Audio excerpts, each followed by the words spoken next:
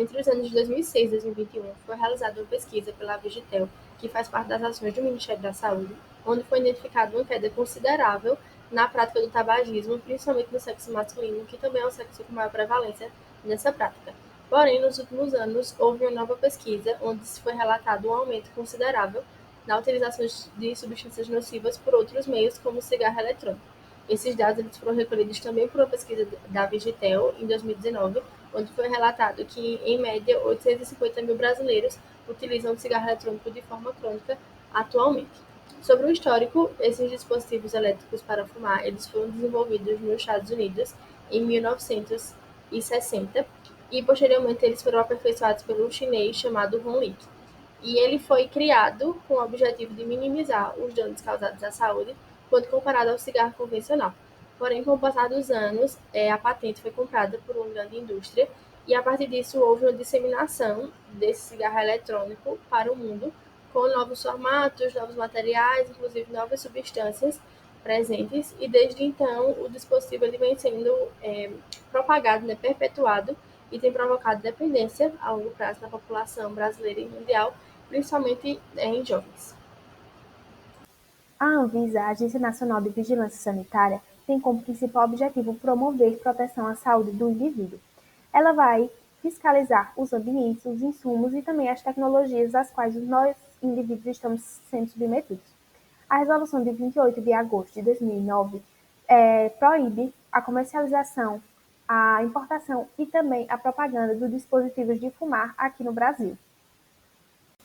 A pergunta que irá nortear o nosso trabalho é: usuários de cigarro eletrônico podem apresentar repercussões funcionais devido ao uso contínuo?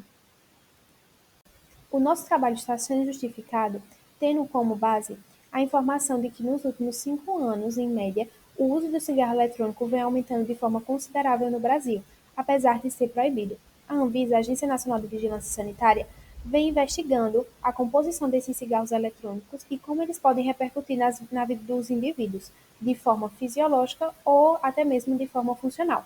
Apesar deles já estarem investigando, a literatura ainda apresenta poucas pesquisas científicas em relação a esse tema. Nosso objetivo geral é avaliar se há e quais são esses possíveis repercussões funcionais diante do uso prolongado do cigarro eletrônico e objetivos específicos a identificar através da literatura já previamente publicada se há algum comprometimento pneumofuncional diante desse uso prolongado do cigarro eletrônico. Caso seja identificado, entender qual o grau desse comprometimento e analisar se há alguma repercussão funcional nas AVDs e nas práticas de trabalho e lazer desse indivíduo usuário do cigarro eletrônico. Como mencionado, um dos nossos objetivos é identificar através da literatura se há algum comprometimento pneumofuncional diante do uso prolongado do cigarro eletrônico. Mas como a gente pode identificar se a gente não conhece o processo fisiológico desse sistema respiratório e todo o processo mecânico da respiração? Então, nessa perspectiva, o nosso referencial teórico ele tem como objetivo a compreensão do sistema respiratório e seus mecanismos fisiológicos e como eles podem ser afetados diante da exposição das substâncias nocivas, como, por exemplo, a nicotina presente no cigarro.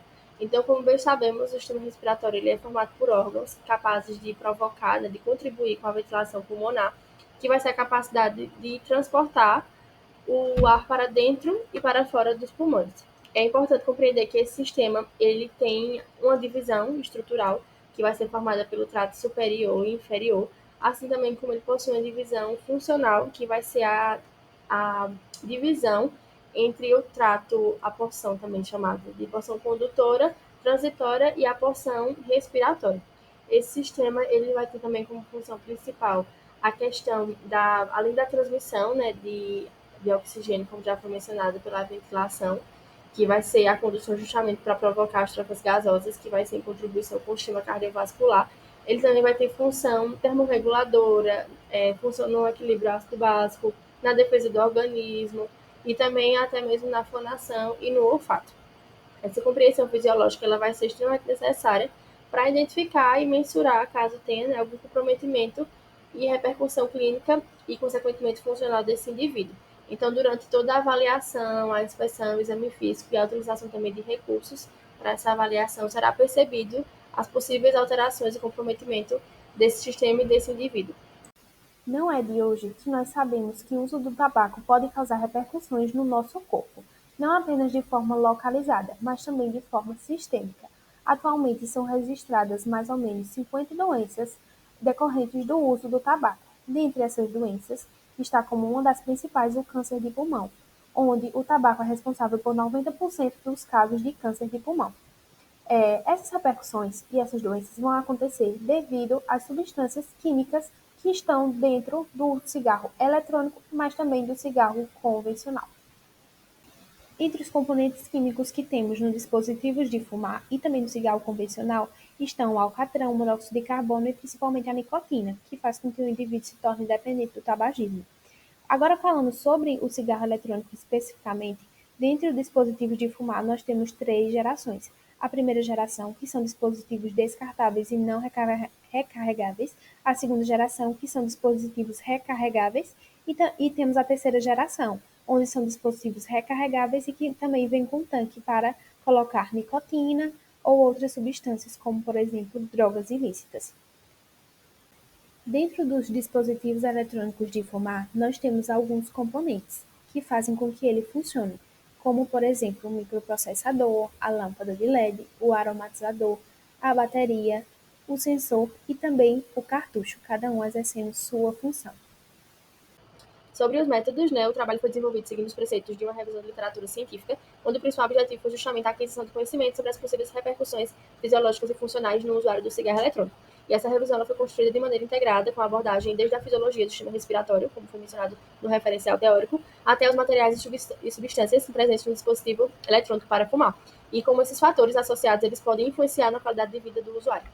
Sobre os descritores ou palavras-chave, eles foram selecionados e recolhidos através do DEX, tanto no idioma português como em inglês, e são elas, fenômenos fisiológicos respiratórios, cigarro eletrônico, lesão pulmonar, fumantes, mecanismos respiratórios, fumantes de tabaco e fumantes de produtos sem tabaco, e seus respectivos nomes em inglês. E a gente tanto selecionou de maneira mais global, como a gente procurou temas e palavras, na verdade, que se referissem a assuntos mais específicos, para que a gente tivesse maior variedade nos artigos e materiais para selecionar e construir o trabalho. Os artigos utilizados para o embasamento científico do nosso trabalho foram retirados das bases de dados Cielo, Lilacs e PubMed. A respeito dos critérios de elegibilidade, os critérios de inclusão selecionados foram artigos escritos no idioma português, com acesso ao texto na íntegra, o texto completo, e formatado dentro das normas da ABNT e com data de publicação entre os anos de 2013 a 2023. Como critério de exclusão, não foram selecionados resumos científicos, artigos incompletos ou com referências bibliográficas ausentes, assim como artigos com data de publicação superior a 10 anos. O processo de seleção e análise de dados foi realizado a partir de 3 passos. No primeiro passo, nós realizamos uma leitura mais exploratória, onde foi realizada de forma mais superficial para vermos se aquele artigo se encaixava naquilo que nós estávamos pesquisando. O segundo passo foi uma leitura mais específica, realizada de forma mais seletiva, onde nós íamos olhar e selecionar alguns dados daquilo que nós já estávamos pesquisando. E o terceiro passo foi a retirada desses dados para que nós pudéssemos usar na composição da nossa revisão de literatura.